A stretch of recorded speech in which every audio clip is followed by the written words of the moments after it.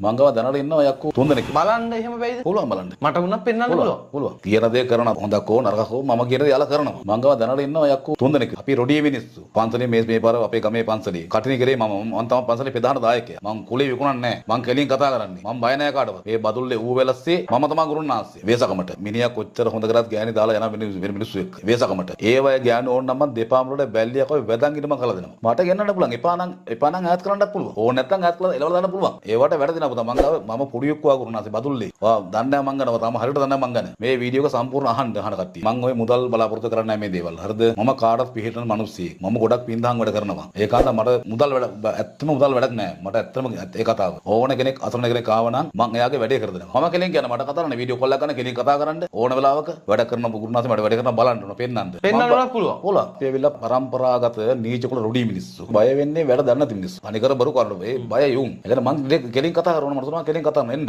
ඒලා මං හම්බ වෙන්න. ඒක තමයි වැදගත්. ඒක මම වැඩක් දන්නවා. මං ළඟ බොරුව වංචාව මං ළඟ නැහැ ඒවා. මම කවදාකවත් කායවත් පුතේ ෆෝන් එක බ්ලොක් කරලා නැහැ. මං කෙලින් වැඩ කරන්නේ. මට නමයි ෆොටෝ එකයි උපන් දිනේ දුන්නා නම් පුතේ ගෑණියෙක් හරි මිනිහෙක් හරි කෙල්ලෙක් හරි කොල්ලෙක් හරි මම ඒ අදාළ පුජ්‍යලා ගාවට මං දෙපාම මං ගෙනත් දෙනවා. පුතා බොරු කරනවා නම් මට දැන් අවුරුදු 30 35 මේ ගමේ පුතේ ජීවත් වෙන්න බෑ බොරු කරනවා නම්. මේ ළඟපාත මිනිස්සු කොච්චර මට ගරු කරනවද? නෝට් කරගෙන හිටිය අහන්න. ඇයි අතේ දෙහි ගෙඩියක් තියන්නේ නැහැ මෙලේ? මේකෙන් පුතේ වට මිනිහක් හරි මනයි. ඔයාට මං කීවනේද යක්කුපරේ තුමන් අවින්නවා කියලා. ඒ කියන්නේ ඔය දෙහි ගෙඩිය මාව උනත් බලන්න පුළුවන්. ඔයා පවුනේ වට. මං එහෙම කරන්නේ. දැක්කත් බය හිතන යක්කුත් බය වෙන මිනිස්සෙක් තමයි පොඩි උක්ක ගුරුනාන්සේ කියන්නේ. පුතා මට අසාධාරණේ පේන්න බෑ. හරිද? මං සාධාරණ ජීවිතේ මිනිස්සෙක්. මට අසාධාරණේ පේන්න බෑ. මම මේ ගමේ පවුල් දෙක තුනක් මං එලෙව්වා. ඒ කියන්නේ මේ ගමේ ඉන්න බැරි වෙන්න මම පවුල් දෙක තුනක් එලෙව්වා. ඒ මිනිස්සු සමාජයට අයහපත. සමාජයට හරියන්නේ නැහැ. ගංජා විකුණනවා, කුඩු විකුණනවා. ඒ මිනිස්සු. එලවලා දාම මිනිහලු දැම්මේ. මිනිහලු දැම්ම අතට එලවලා දාම. ඒ කියන්නේ පවු නැහැ. හරිද? පවු නැහැ. එහෙම කරේ ඒ මිනිස්සුන්ට වෙන සමාජයට වෙන්නේ ඒ මිනිස්සුන්ගෙන් අසාධාරණයක්. තවත් එක්කෙනෙක් ඉන්න එලවන්න. එයාත් මම ළඟදි මෙලවනවා. පරම්පරාගත වැඩ තියෙන අපි ගාව. මම ගාව තියෙනවා පොස්කොළ පොත් තියෙනවා. සීයලාගේ දැනුම, අපේ තාත්තලාගේ දැනුම. ඒ කට්ටිය මරුනේ ඒවා අපට දීලා. අපේ සීයා තමයි ඔක්කොවා කියන්නේ. දැන් මේ පොඩි කොල්ල කුරුට ගූ ගැටේ ඔයඩ් එකක් දාගෙන වීඩියෝක් දාගෙන සල්ලි හම්බ කරන කෝල් එකක් ගත්තාම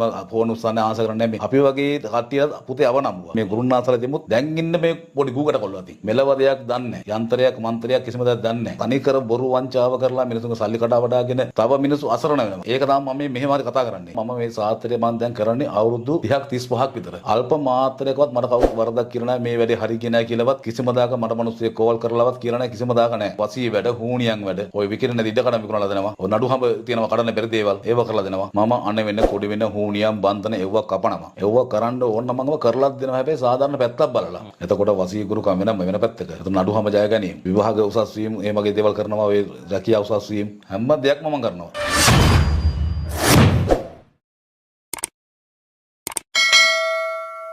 අයිබෝන් පොඩි උක්කුව ගුරුනාන්සේ එහෙම තමයි රටක් රාජ්‍යයක් අඳුරන්නේ.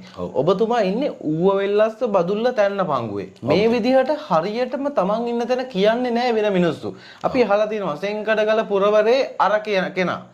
මෙන්න මෙහෙ මෙයා තැනක්වත් කියන්නේ දේවාලයක්වත් කියන්නේ. හැබැයි ඔබතුමා ඌව වෙල්ලස්සේ බදුල්ලේ තැන්න පංගුව ගමේ ඉන්නේ කියලා කියනවා. ආවොත් හොයාගන්න පුළුවන් කියලා කියනවා. ඔබතුමාගේ දේවස්ථාන ගොඩාක් මිනිස්සු එනවා.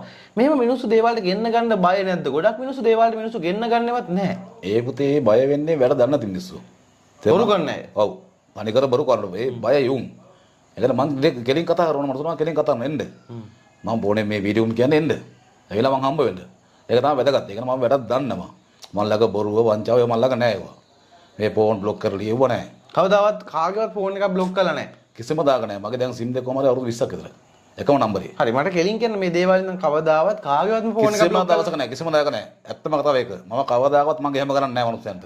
මං කෙලින් වැඩ කරන්නේ. මම කවදාකවත් කායවත් පුතේ ෆෝන් එක බ්ලොක් කරලා නැහැ. මං කෙලින් වැඩ කරන්නේ. ඒ කියන්නේ වැඩක් කෙනෙක් බාර දුන්නා නම් වැඩේ ඉවර කරලා වැඩේ ඉවරයි කියලා කතා කරලා කියන තැනට වැඩ කටයුතු කරනවා.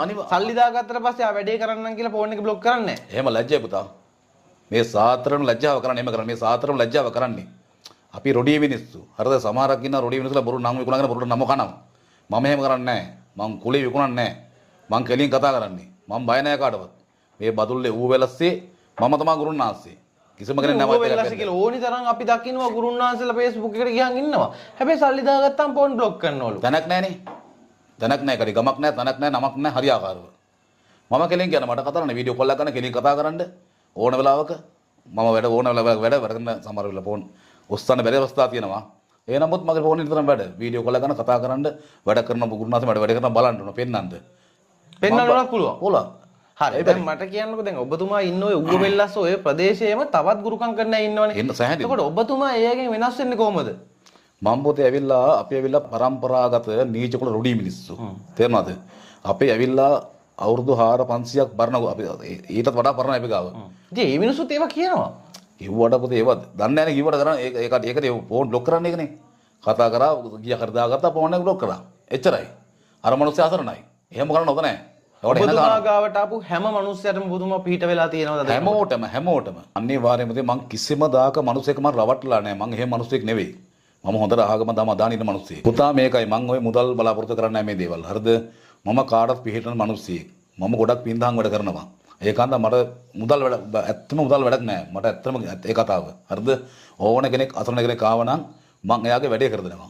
ඒක ඔබතුමා දැක්කම පේනවා ගොඩක් ඇයි ගුරුන්නාන්සලා කියා ගන්න ඉන්නේ අද ගුරුන්නාන්ස කෙනෙක් වගේ අල්පේච්ඡ ජීවිතයක නෙවෙයි. රත්තරන් මාල 5ක් බෙල්ලේ.